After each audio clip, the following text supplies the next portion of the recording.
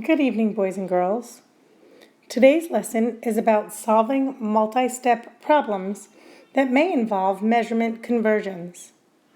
Just like with any multi-step problem, the key is going to be thinking about what the problem is really asking so that you'll get all the steps. Our learning goal is to solve problems using the 4 operations that involve distances, intervals of time, and money. These problems can include fractions and decimals. Remember, you can also use your conversion chart if converting units is necessary. Let's look at this example problem. Mrs. Lorenz bought 12 pounds, 8 ounces of flour. This is 1/4 of the flour she will use to make sugar cookies in her bakery this week. If she uses 5 ounces of flour for each batch of sugar cookies, how many batches of sugar cookies will she make in a week? To start with, I'm going to think about what the problem is telling me. She has 12 pounds, 8 ounces of flour, and that amount is 1/4 of what she will use in the week. So I picture fourths, and one of those is 12 pounds, 8 ounces. Then the problem tells me she uses 5 ounces for each batch of cookies. So her total amount is split into 5-ounce portions because she uses 5 ounces for each batch.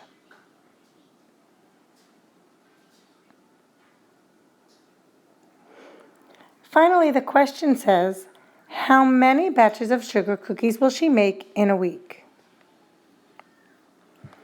For this problem, you might be tempted to use the number 7 since there are 7 days in a week. However, think about what it tells you. 7 is not a necessary number.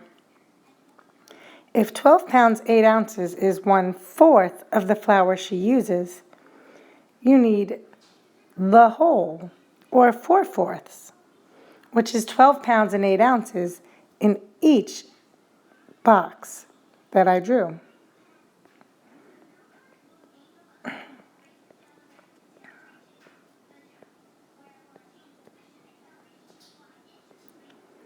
Now what I need to do is split my total amount of flour into 5-ounce portions to find how many batches of cookies she makes. To do that, I'm going to need to convert 12 pounds 8 ounces to ounces. 12 pounds 8 ounces equals some number of ounces. From my conversion chart, I know that there are 16 ounces in 1 pound.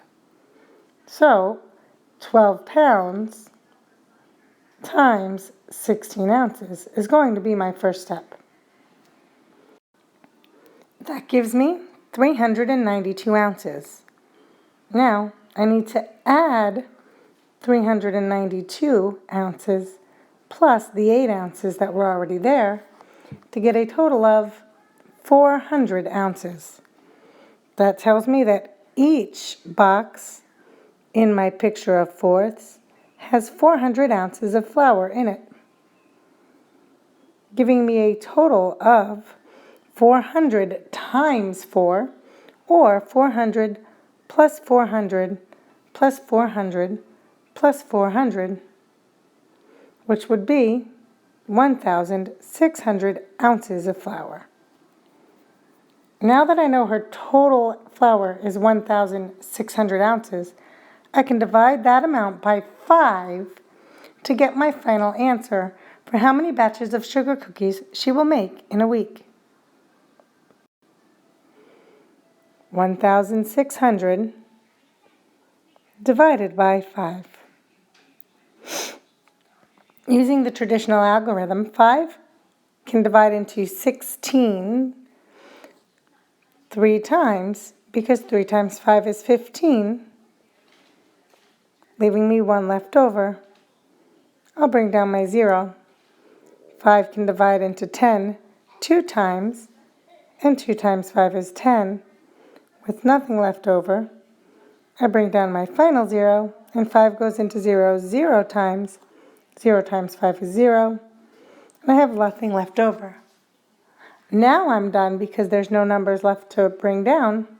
So 1,600 ounces of flour divided by 5 tells me that she makes 320 batches of cookies each week.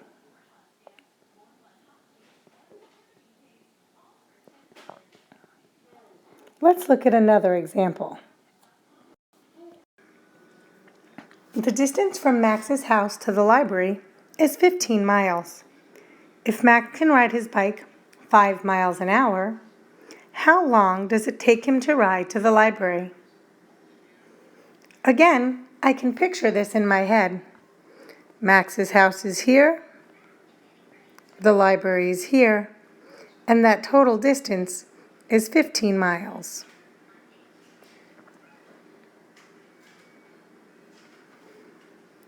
The problem tells me that Max can ride 5 miles an hour. That means that in 1 hour, Max can go 5 miles.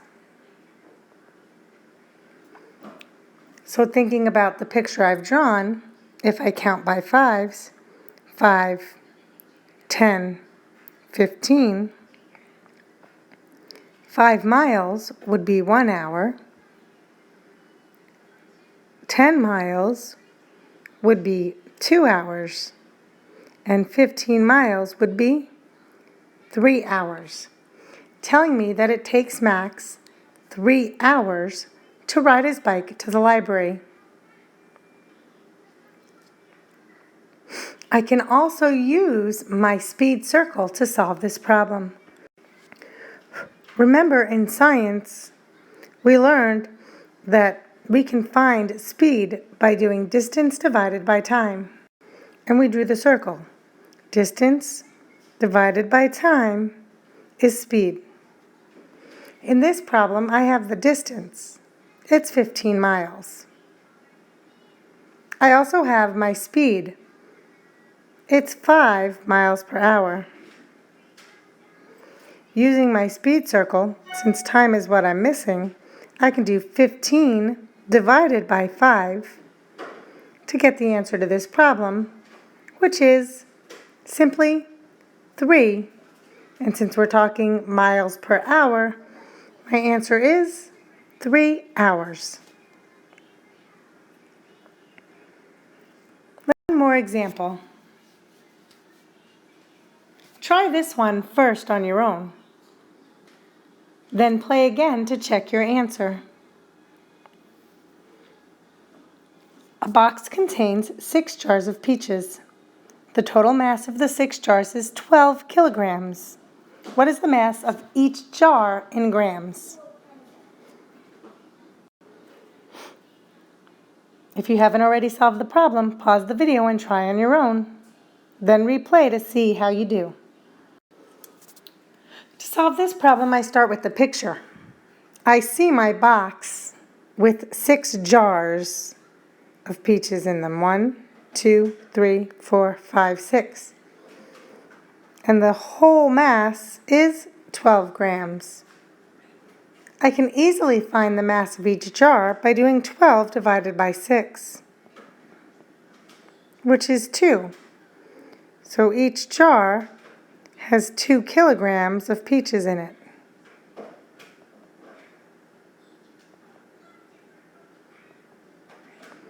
Looking at my question, though, they want to know the mass of each jar in grams. So I have to now do a conversion.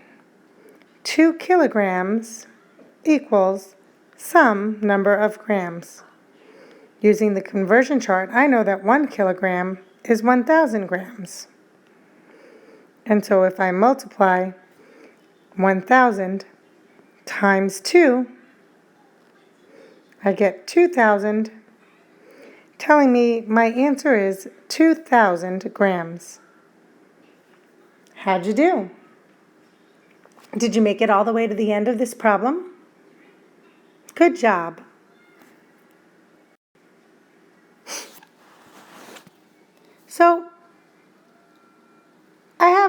one with money here. And we've not solved many problems with money and decimals, so I want to do this last example for you. Austin makes $7.50 an hour. Last week he worked 3 hours on Wednesday, 4 hours on Thursday, and 7 hours on Friday. How much money did Austin make last week? Again, I start by taking apart the information from the problem. He makes $7.50 an hour.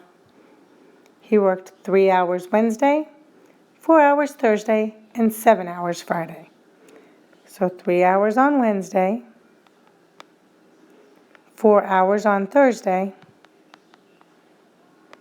and 7 hours on Friday. Since I need to know how much money he made last week, and I know how much money he makes in 1 hour, I'm going to start by adding up all the hours he worked last week, 3 plus 4 plus 7, to solve this problem. 3 plus 4 is 7, plus another 7 is 14. So I know that he worked 14 hours in the week. Now that I know he worked 14 hours, I can multiply by $7.50 to find how much he made. $7.50 times 14. Let's use break apart for this multiplication and break 14 into 10 plus 4. So I'm going to do 750 times 10 and 750 times 4. Using my zero rules, 750 times 10 is going to be $75. Remember, we have money here, and money always has 2 decimal places.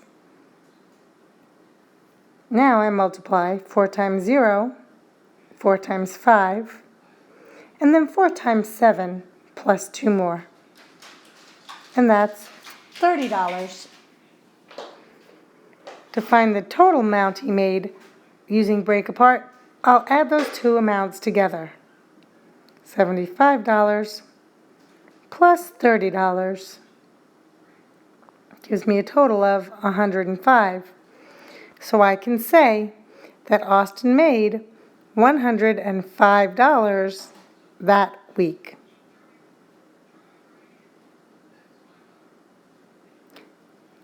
Now it's your turn to give it a shot.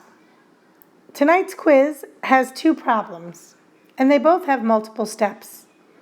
Be sure to take your time and show your work. Your teacher will be interested in more than just whether you got the answer right or not, but how you got the answer, and if you started out correctly, even if ultimately your final answer was wrong. Make sure to bring the paper with the work to class, as your teacher will ask to see it in the morning. Have a good night.